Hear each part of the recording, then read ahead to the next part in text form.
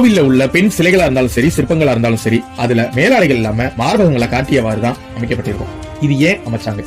இது பார்க்கும்போது முகம் சுளிக்கிற மாதிரி இருக்கும். அதே வேளையில நம்ம முன்னோர்கள் பெண்களை காட்சிப்படுத்தும் விதமா தான் இதெல்லாம் பண்ணிருக்காங்க நமக்கே தோணும். ஆனா அவங்க ஏன் அப்படி பண்ணிருக்காங்கன்னு கொஞ்சம் ஆழ்ந்து சிந்தித்து பார்த்தாதான் இதுல இருக்கிற விஷயம் புரியும். அதாவது வரலாற்று ஆய்வாளர்கள் என்ன சொல்றாங்கன்னா, நாம இருக்கிற பகுதி வெப்ப மண்டலம், அதாவது வெப்பம் அதிகமா இருக்கக்கூடிய பகுதி.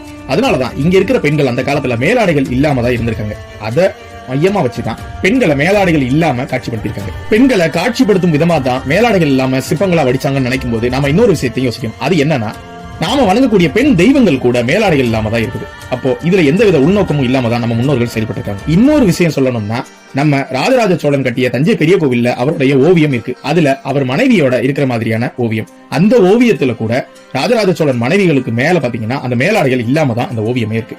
இப்போ உங்களுக்கு புரிஞ்சிருக்கும், நம்ம முன்னோர்கள் மேல நம்ம என்னைக்கும் பழி சொல்லக்கூடாதுன்னு.